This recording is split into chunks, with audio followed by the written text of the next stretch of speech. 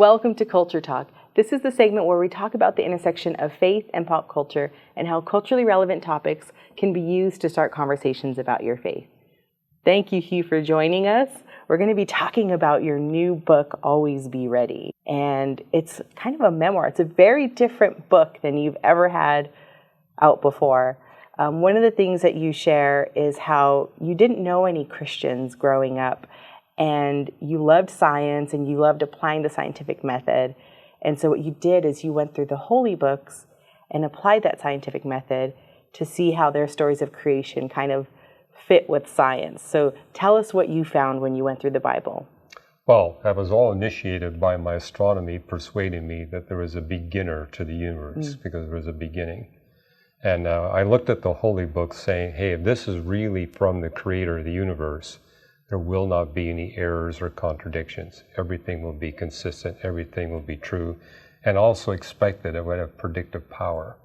That it should include statements that would actually predict future scientific discoveries based on when they were written. So I began with the Hindu Vedas, and it talks about a reincarnating universe. And I knew enough about physics to realize that's not possible. Had the wrong dates on creation. Looked at the Buddhist commentaries, the Quran, the Baha'i writings, the Mormon texts, and finally I picked up a Bible.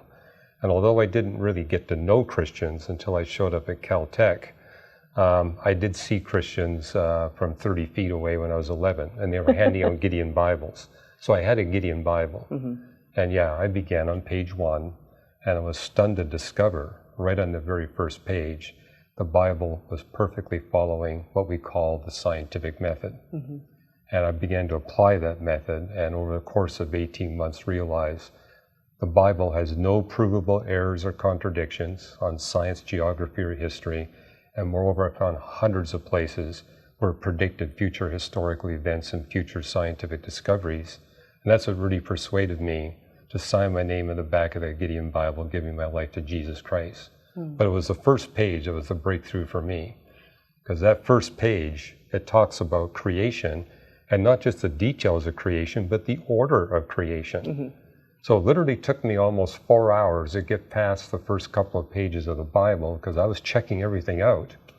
But yeah, that scientific method, don't interpret until you establish the frame of reference or the point of view. And that's an important distinction. So can you explain, when you read Genesis 1, what was the frame of reference that you came to see as? Before you get into the 6 creation days, you got Genesis 1:2. And it says, the Spirit of God is hovering over the surface of the waters of planet Earth.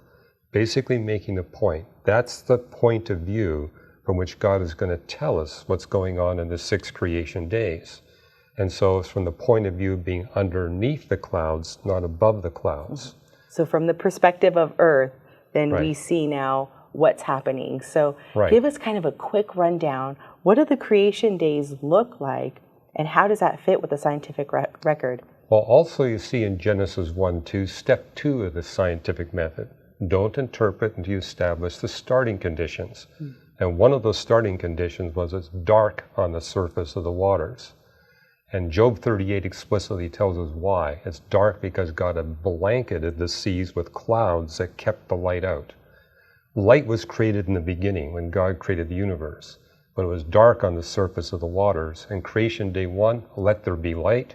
That's God transforming the atmosphere from being opaque, where no light can come through, to making it translucent.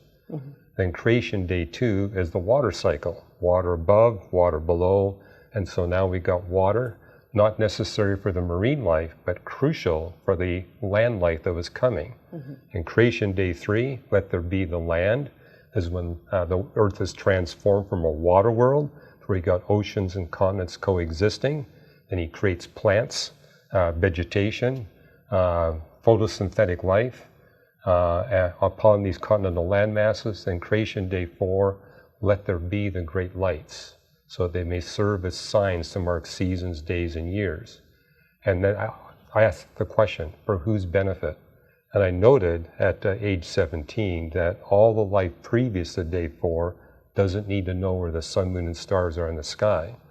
But in creation days 5 and 6, all it talks about is life that needs to know where those things are in the sky to regulate their biological clocks. So again, we go to the frame of reference. Go to the frame of reference. That's the atmosphere being transformed from translucent to transparent. Instead of being hazed over and overcast, now it becomes transparent. For the first time, creatures on the surface of the earth can see where the sun, moon, and stars are in the sky. Creation days 5 and 6 talks about God creating animals. And again, I knew that for the first part of Earth's history, all you got is microbes. Creation day 5, animals show up. And so we have this, the animals, then it talks about the more complex animals, the soulish animals, and then human beings. And I realized everything here is in the correct chronological order compared to the established fossil record. Everything is correctly described. And that's clearly way beyond the scientific knowledge of Moses, who wrote Genesis. Right.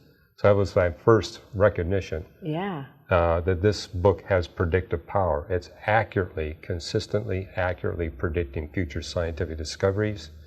And it was that day, that first day I gave the Bible a serious read, said I'm going to spend a minimum of an hour a day studying this book until I find a provable error or contradiction. Right. So if I find that, I know this is not the Word of God.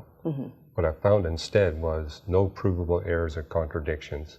Hundreds of places where it predicted future scientific discoveries. This must be the Word of God. Right. Well, good stuff. And I know, again, that frame of reference is so important because the sun and moon, they existed before day 4, but they just weren't seen from, again, that frame of reference of Earth. Right. So good stuff. Thank you so much. So if people want to know more about the creation days, they can find that in Navigating Genesis. Correct.